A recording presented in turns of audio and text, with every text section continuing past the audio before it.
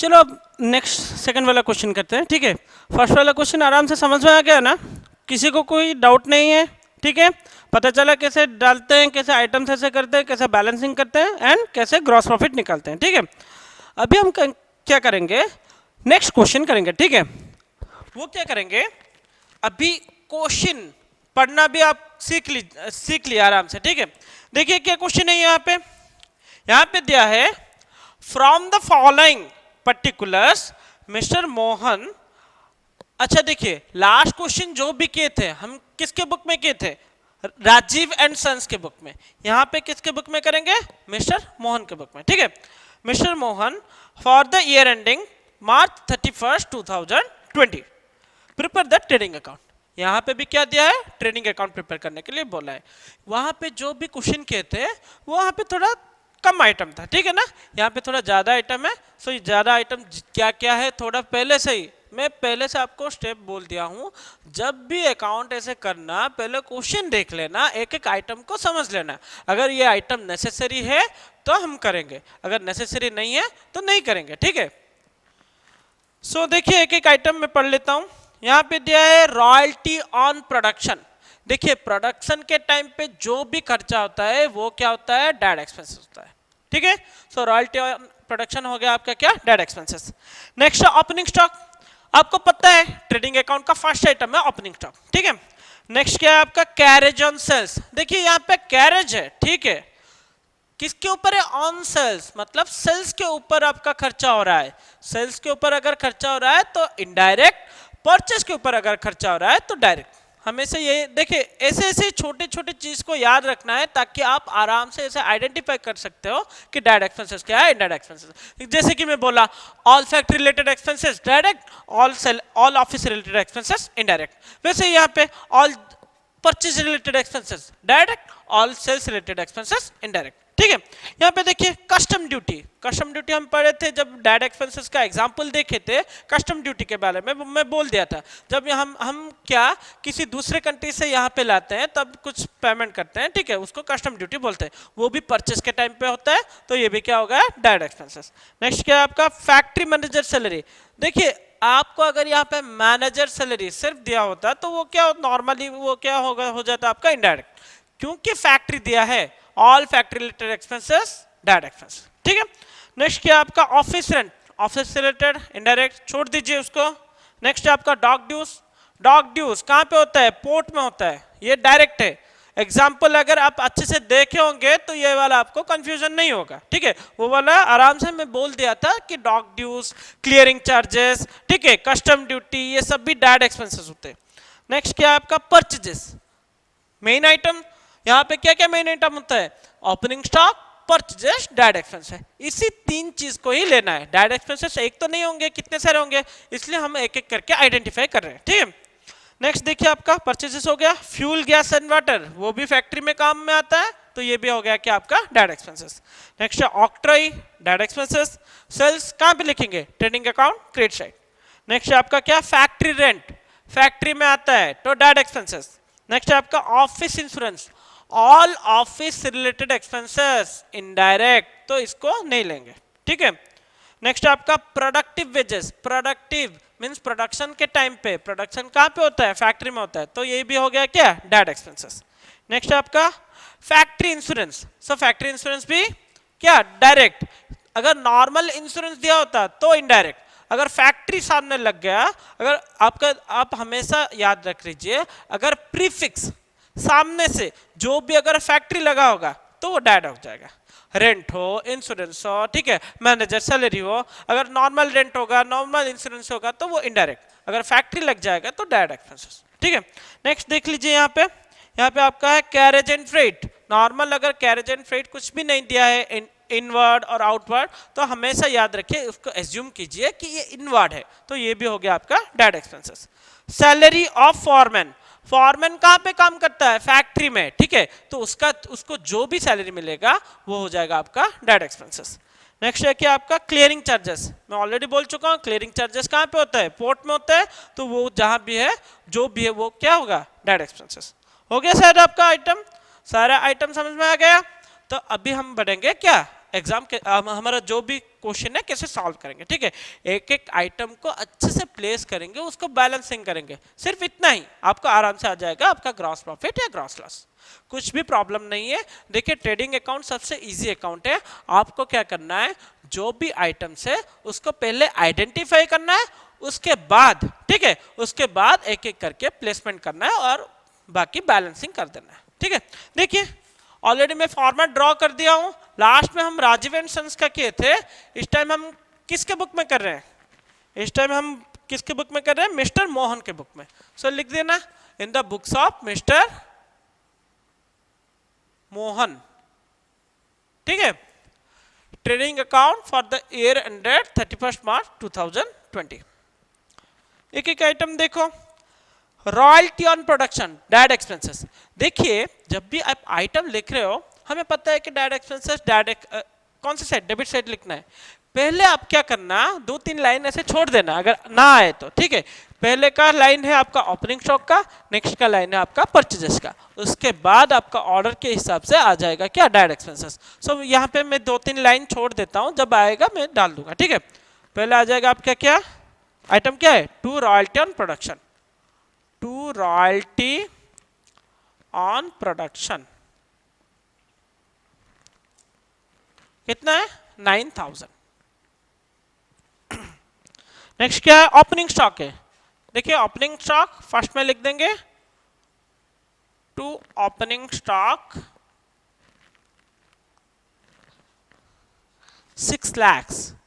कभी भी ऐसे ढूंढ के आइटम मत डालिएगा, ठीक है, नहीं तो आप भूल जाओगे, बीच में रह जाएगा। एक एक करके आइटम देखना, एक एक करके उसको डालना है, ठीक है। नेक्स्ट देखो कैरेज ऑन सेल्स, उसको हम छोड़ देंगे क्योंकि वो इनडायरेक्ट है। कस्टम ड्यूटी वो क्या है, डायरेक्ट है, ठीक है। सो टू कस्टम ड्यूटी कितना है, 99,000 है। कितना है आपका, 99,000। उसके बाद क्या है, फैक्ट्री मैनेजर सैलरी, ये भी डायरेक्ट एक्सपेंसेस है। टू फैक्ट्री मैनेजर्स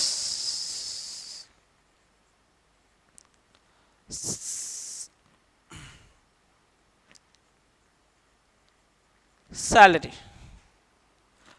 9,000, ठीक है। नेक्स्ट ऑफिस रेंट, ये ऑफिस का है, इनडायरेक्ट। नेक्स्ट आपका डॉग ड्यूज, वो क्या होगा, डायरेक्ट होगा। टू डॉग ड्यूज कितना है उसका आइटम, अमाउंट कितना है, 6,000, ठीक है। नेक्स्ट परचेजेस, यहां पे लिख देंगे टू परचेजेस, ठीक है।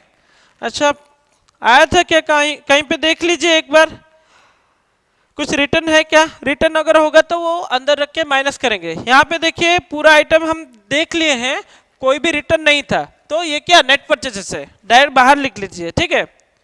परचेजेस 26,34,000, ठीक है। Next fuel gas and water, ये भी डायरेक्ट एक्सपेंसेस है। To fuel gas and water 52,500।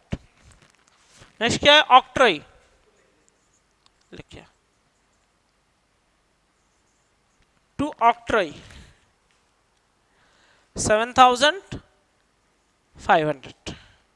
Next आपका सेल्स, सेल्स में भी रिटर्न नहीं है, सो हम क्या करेंगे, डायरेक्ट बाहर लिख देंगे, ठीक है। अगर रिटर्न होगा तो हम क्या करेंगे, अंदर लिख के उसको रिटर्न माइनस करके नेट फिगर बाहर लिखेंगे।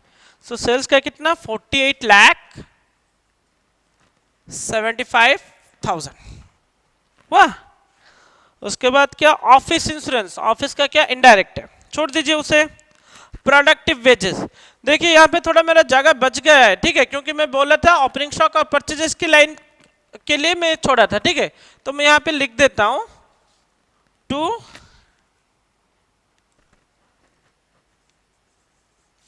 फैक्ट्री रेंट 67,500, और क्या ऑफिस इंश्योरेंस है फैक्ट्री रेंट, ऑफिस इंश्योरेंस है वो छोड़ दीजिए, ऑफिस का प्रोडक्टिव वेजेस, ठीक है। सो प्रोडक्टिव वेजेस भी क्या होगा, direct expenses to productive wages, कितना है 5,62,500। Next factory insurance,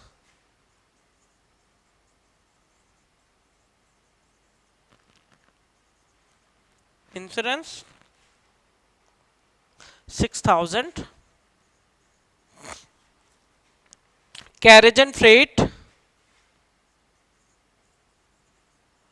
to carriage and freight वो भी डायरेक्ट है, ठीक है। कितना है आपका अमाउंट 63,000। नेक्स्ट आपका salary of foreman to salary of foreman 1,35,000 हुआ। उसके बाद clearing charges to clearing charges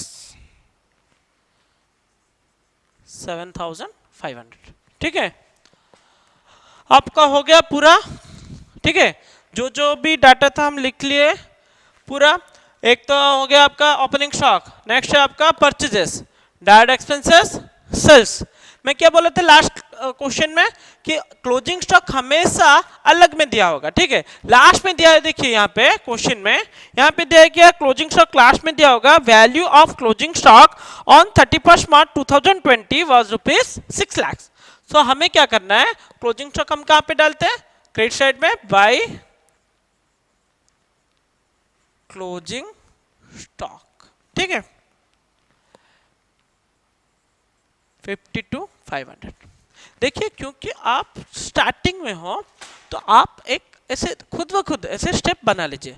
step number 1 है आपका क्या, एक एक आइटम देख के आइडेंटिफाई करना है कहाँ पे डालना है, ठीक है।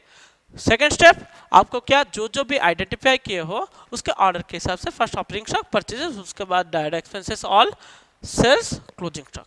स्टेप नंबर 3 बैलेंसिंग, लास्ट में हम किए थे ना बैलेंसिंग, ठीक है। बैलेंसिंग कैसे करेंगे, दोनों का साइड टोटल कर लेंगे, ठीक है। जो जिसका ज्यादा आया वो साइड के टोटल में लिख देंगे। देखिए पहले हम इसका टोटल कर देंगे, क्रेडिट साइड का कम है, क्रेडिट साइड का टोटल है आपका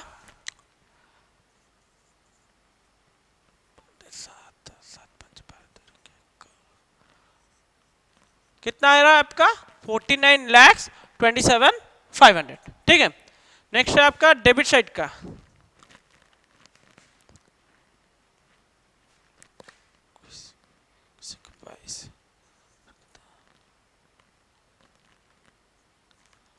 $42,58,500, ठीक है। सो यहाँ पे कौन सा वाला ज्यादा आया, क्रेडिट साइड का। सो हम क्या करेंगे, इसका जो भी टोटल है बोथ साइड लिख देंगे, ठीक है। यहाँ पे मेरा जगह कम है,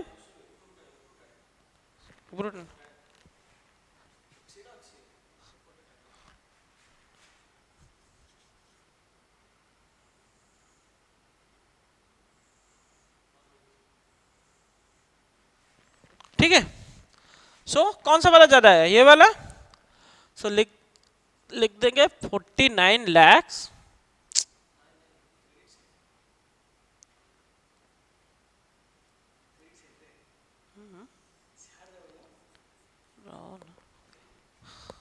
वेट 49,27,500, 49,27,500, ठीक है। सो क्या करेंगे, दोनों का टोटल करेंगे, जो वाला ज्यादा आया वो साइड टोटल में डाल देंगे, ठीक है। उसके बाद हम क्या करेंगे, जो भी डिफरेंस आएगा जिसमें कम आएगा उसमें डाल देंगे, ठीक है। कौन सी साइड कम आया था, डेबिट साइड का, पहले हम माइनस कर देते हैं,